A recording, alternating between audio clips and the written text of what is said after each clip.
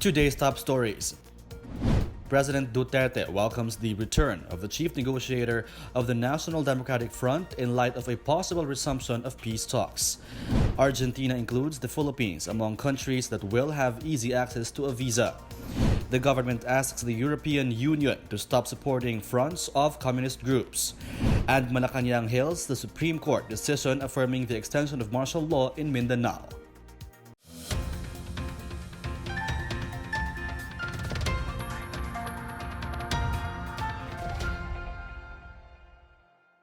Good day, I'm PRRD. Welcome to the PNA Newsroom. President Rodrigo Duterte has hinted peace talks between the government and the communist movement may resume. To this end, he has welcomed the possible return of a communist chief negotiator to facilitate upcoming talks. Miguel Hill has a story. President Rodrigo Duterte is open to allowing the National Democratic Front of the Philippines chief negotiator Fidel Agcawili to come home in light of the possible resumption of peace talks. Duterte made it clear that there should be no conditions if the talks resume. The president said season can never come back if there's no guarantee from the CPP, NPA, NDFP that they are committed to achieving peace. Meanwhile, presidential spokesperson Salvador Panelo said the resumption of talks remains uncertain unless the communist rebel group sincerely commits to stop the attacks and extortion while negotiations are ongoing. In November last year, Agcawili and some members of the NDFP were supposed to arrive in the country, but it was cancelled for fear that they will be arrested once they set foot in the Philippines. Panelo said the rebels should grab the chance to hold peace talks and realize that their 52 years of struggle is just a fantasy now. For the PNA Newsroom, I am Miguel Hill. Task Force Bangon Marawi refuted reports by the Washington Post describing Marawi as a ghost city nearly 2 years after the conflict against terrorists. Task Force Bangon Marawi Chair Eduardo Del Rosario says the article is off tangent with what is really happening in Marawi City.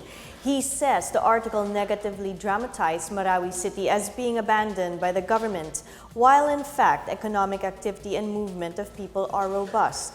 He adds the writer of the article might have only been referring to the most affected area in Marawi City, which is only 250 hectares.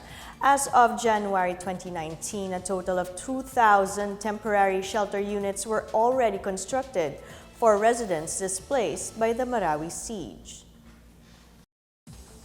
President Rodrigo Duterte called on members of the Brunei Darussalam, Indonesia, Malaysia, Philippines, East ASEAN Growth Area to exert combined efforts to end piracy at sea. During the 25th anniversary of Bimpiaga in Davao City, the president urged fellow members of Bimpiaga for their navies to be vigilant as he ordered the Philippine military to finish off pirates. He described justice for victims of piracy as a mirage actually floating in the seas, since pirates are easily freed. The president urges Indonesia and Malaysia to band together to address economic issues. The Bimpiaga is lauded for enabling effective mechanisms for socio-civic endeavors, political education campaigns, and the establishment of agroeconomic zones across the nation. The National Task Force to End Local Communist Armed Conflict is urging the European Union and other countries to withdraw support from organizations acting as communist fronts. The Philippine delegation is in talks with the European Parliament, European Union, and Ministry of Foreign Affairs in Belgium. The Belgian government earlier committed 15 million euros or over 900 million pesos to support the front organizations of the CPP, NPA, NDF. But following the delegation's appeal, Belgium and the European Parliament vowed to review the release of these funds. They will also hold a forensic audit on the funds that were already released. An analyst predicts slim chances for senatorial bets from the opposition. And TESTA investigates alleged cases of ghost training and ghost trainees. More on these and other news around the metro from Rom Dulfo. The opposition's Ocho Derecho lineup has a slim chance of winning a senatorial seat. Political analyst Ramon Casiple says the opposition's move to belittle the Duterte administration as their platform will backfire since they are not focusing on their opponents. Rather than attacking the administration and making voters sympathize with them, Casiple says the opposition should present solutions. Meanwhile, TESDA is investigating 24 technical vocational institutions for alleged cases of ghost training and ghost trainees. According to TESDA, 28 out of 4,000 previously inspected programs since 2017 did not follow their approved duration. Irregularities were also found in 34 other registered programs. In other news, the PNP CounterIntelligence Task Force repeats its warning to police personnel against drinking in bars, restaurants, and other public places. This after 2 cops assigned in Camp Crame were arrested after they were caught on video drinking right outside the camp. The 2 faces administrative charges. For the PNA Newsroom, I'm Rom Dulfo. Still to come, Argentina includes the Philippines among countries that will have easy access to a visa. Authorities launch a manhunt against the suspects in the killing of a PDEA agent in Camarines Sur. More on these when the PNA Newsroom continues.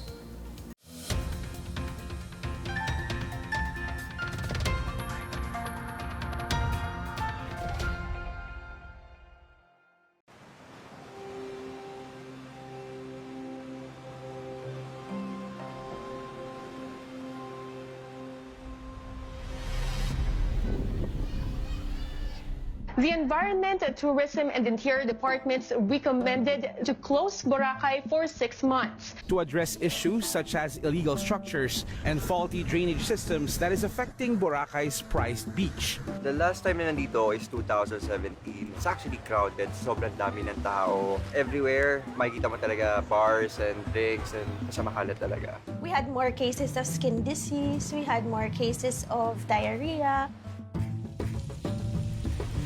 So nagkasama-sama lahat ng mga agencies, tiningnan ano ba ang plano natin sa Boracay, compliance on Clean Air Act, Clean Water Act, at saka yung ating environmental compliance.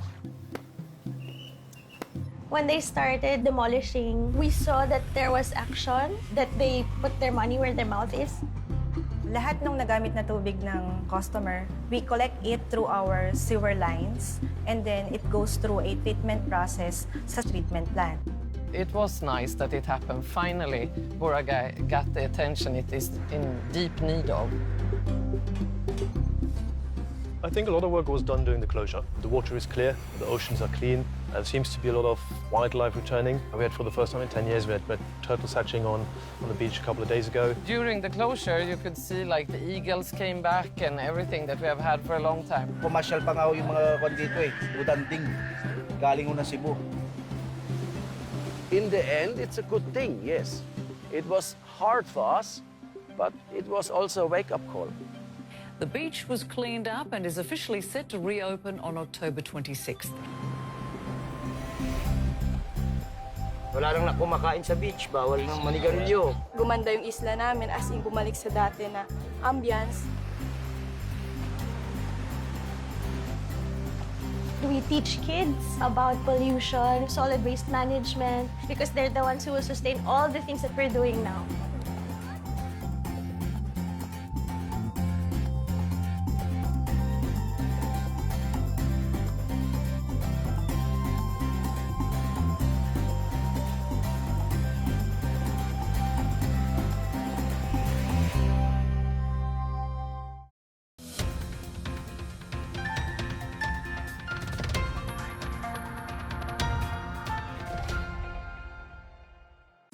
Filipinos who are planning to visit Argentina may now find it easier to apply for visa. The Argentine government has included the Philippines in a list of countries that may avail of easier access through the Autorización Electrónica de Viajes or AVE. The embassy said the inclusion of the Philippines on this list is seen to increase tourism and people-to-people exchanges. In the Philippines, Argentines may enter the country visa-free for a period of 30 days. This is available for Filipinos holding a non-immigrant B2 United States visa. Those who want an Argentine visa may go through the website of the National Directorate for Migration. Rice tariffication will be implemented by March 5 this year, even without its implementing rules and regulations or IRR. Finance Secretary Carlos Dominguez says there are parts of the law that can be implemented earlier than those that require an IRR to implement. He explains the heart of the reform will be implemented soon to bring down rice prices for more than 100 million Filipino consumers. Under the newly signed law, tariff will be based on bound rates. These are set at 35% for all imports from ASEAN, 40% for in-quota or within minimum access volume from non-ASEAN, and 180% for out-quota and non-ASEAN, or as calculated by the Tariff Commission. Tariff on rice imports will be implemented on March 5. Authorities launched a manhunt against the killers of a PDEA agent in Lupi, Camarines Sur. Agent Enrico Barba of Camarines Norte was found dead in Barangay Napolidan, Lupi Town on Monday morning. Report says the victim had met with an informant in Daet Town regarding illegal drug activities in the area before he went missing. Autopsy report shows the victim was tortured and then shot to death. Joint police and military operatives arrested on Monday 4 suspects in the recent killing of a Moro Islamic Liberation Front official. Police identified the suspects as Junior Ahmad Abdul, Phoenix Bito Anog, Nindi Sinumalong Dengkang, and Tengan Tantong Anog. They were arrested in Barangay Gaunan, Imlang, where they reside. Seized from the suspects were 3 rifles, assorted ammunition and magazine, and an unregistered motorcycle. Police Chief Superintendent Giovanni Ladeo says the 4 suspects, believed to be members of Moro National Liberation Front, had a heated argument with Panungulon over a long-standing family feud before the shooting. The military appeals to Negros Occidental officials not to support the NPA. Meanwhile, Iloilo City tightens its security measures to prevent the sale of hot meat. More on this and other stories from the provinces from Janice Cave. In Negros Occidental, the Philippine Army urges local government officials not to support the CPP-NPA. More than 30 incumbent elected officials in the province are allegedly providing support to the NPA in exchange for security. AFP says once the Department of Justice officially declares the CPP-NPA as a terrorist organization, the military can go after the rebel group supporters and financiers. In Leyte, the PNP Regional Drug Enforcement Unit is looking into the supplier of a 20-year-old college student who was killed in a buy-bust operation in Tacloban City. The suspect, identified as Von Fenry Grandeza, was killed in a buy-bust operation on February 8. The suspect reportedly gets his supply in Cebu, where most supplies of illegal drugs in Eastern Visayas come from. In Iloilo City, the local Economic Enterprise Office is set to inspect lechon stalls, wet markets, and commercial establishments to prevent the sale of hot meat. Among the conditions to be checked are the cleanliness of the slaughtering and display area and whether meat is kept in proper storage temperature. The place where food is cooked must be clean and free from possible contaminants. For the PNA Newsroom, I'm Janice Cave. Up next, Malacanang hails the Supreme Court decision affirming the extension of martial law in Mindanao. 30 Ravina joins a 12-man Gilas roster facing Qatar in the FIBA World Cup Asian qualifiers. The PNA Newsroom returns after these reminders.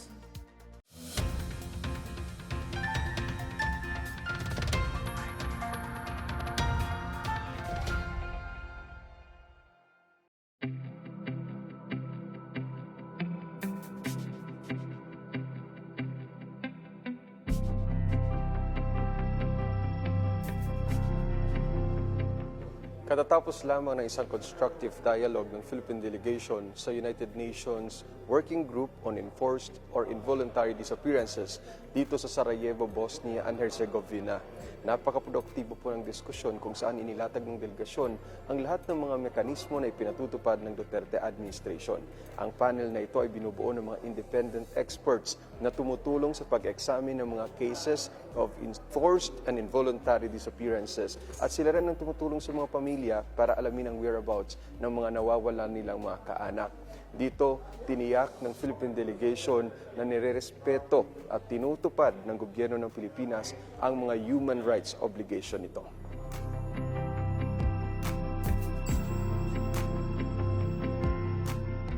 These cases have been festering for so long in the UN, all 625 cases, which actually are cases during past administrations. By the way, these are not under the present administration, and we do not have any case of enforced or involuntary disappearance under the Duterte administration. So it is out of good faith, and I think it's out of sincerity of the President to really give justice to the victims as well as to the victims' families. Dekada 80 biglang tumaas ang bilang ng mga desaparecidos at base sa anniversary statements ng Communist Party of the Philippines, inamin ng grupo na 950 communist rebels ang pinatay nila sa purging noong panahong iyon dahil sa pag-aakalang espiya sila ng militar. Yung pinanggagalingan ng data, merong interest, may ibang agenda. It's really to destroy the government. And we believe talagang ganun yan kasi nakita na natin yung trend na yan. You know, information coming from Ibon, from Karapatan. These are all organizations of the Communist Party of the Philippines.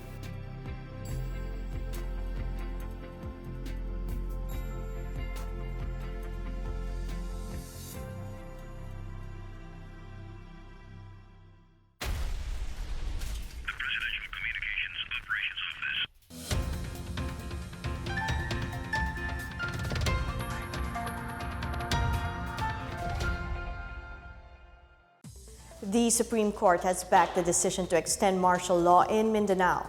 Malacanang says the ruling shows the government's unified resolve against terrorism. More on this from Rodrigo. Malacanang has welcomed the Supreme Court's ruling, which upheld anew the constitutionality of martial law extension in Mindanao. The SC on Tuesday declared as valid Malacanang's Proclamation Number 216 and the extension of martial law for the third time, as well as suspension of the privilege of the writ of habeas corpus in Mindanao. Martial law has been in effect since 2017 after the Maute group's attack in Marawi City. The extension was requested due to the continued presence of terrorist groups in Mindanao. Presidential spokesman Sal Panelo says all three branches of government forged a unified stand against the forces of rebellion and terrorism. He says Filipinos should remain vigilant against anti-democratic forces as the government fast-tracks the rehabilitation of Marawi City and promotes security and peace and order in Mindanao. For the PNA Newsroom, I'm Rom Dulfo. Task Force Bangon Marawi assures that the rehabilitation of Marawi City will continue amid its integration into the new Bangsamoro Autonomous Region in Muslim Mindanao, or PRRD. Task Force Bangon Marawi Chair Eduardo Del Rosario says, apart from leadership changes in the region, Marawi's rehabilitation will proceed as planned. Del Rosario says several PRRD leaders have expressed their intentions to help restore Marawi. The president of Iraq has called on the international community to support the reconstruction of its infrastructure. President Barham Salih gave the statement during his meeting with Alexander De Croo, the Belgian Deputy Prime Minister. Salih stressed the need to assist the cities affected by the battles against the Islamic State and pursue programs and development plans in cooperation with the United Nations. Meanwhile, De Croo commended the victories achieved against a terrorist organization and emphasized his country's keenness to support Iraq in all areas. De Croo also held a meeting with Iraqi Prime Minister Adel Abdul Mahdi, who confirmed that their biggest challenge now is to encourage investment in Iraq. Belgium is part of a U.S.-led international coalition tasked with helping the Iraqi security forces in the fight against IS militants. Ateneo forward 30 Ravina is joining 12-man Gilas Pilipinas roster in the 2019 FIBA World Cup Asian qualifiers against Qatar. Ravina will join naturalized player Andre Blach, Junmar Fajardo, Troy Rosario, Jason Castro, Paul Lee, Marcio Lassiter, Gabe Norwood, Scotty Thompson, Poy Eram, Mark Baroka, and Japeth Aguilar in the squad, which will see action in Doha on Thursday. The Philippines, with its 5-5 win-loss record, needs to sweep road games against Qatar and Kazakhstan to get a chance at advancing to the 2019 FIBA World Cup in China in August. Zamboanga Sibugay is celebrating its 18th founding anniversary on February 26. The highlight of the celebration is a trade fair featuring the province's best products. Joyce Kudis has a story. The provincial government has lined up week-long activities to mark its 18th founding anniversary on February 26. The activities kicked off Monday with a motorcade followed by a mass and opening of the week-long agri-fishery trade fair at the Capitol grounds in Barangay Ipil Heights. The agri-fishery trade fair showcases the different agricultural produce of the province.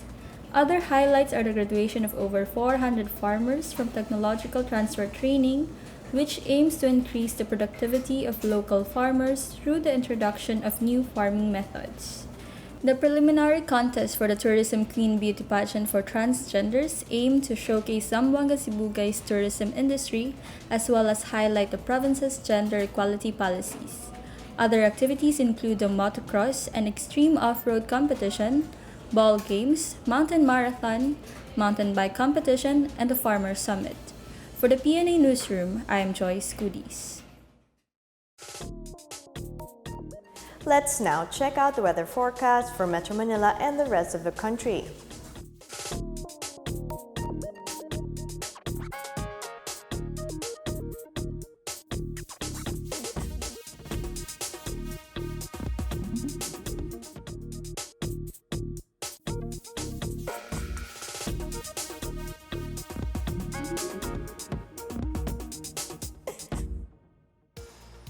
Let's take another look at today's top stories. President Duterte welcomes the return of the chief negotiator of the National Democratic Front in light of a possible resumption of peace talks. Argentina includes the Philippines among countries that will have easy access to a visa. The government asks the European Union to stop supporting fronts of communist groups. And Malacanang hails the Supreme Court decision affirming the extension of martial law in Mindanao. Thank you for watching another edition of the PNA Newsroom. To check out these and other stories, visit the PNA website or follow the Philippine News Agency on Facebook and Twitter. For more stories about the government and how it serves the Filipinos, look for these hashtags in all of our social media platforms and websites. And that's your daily dose of the latest news and information that you need to know from the PNA Newsroom. I'm Pia Roses Morato. Good day.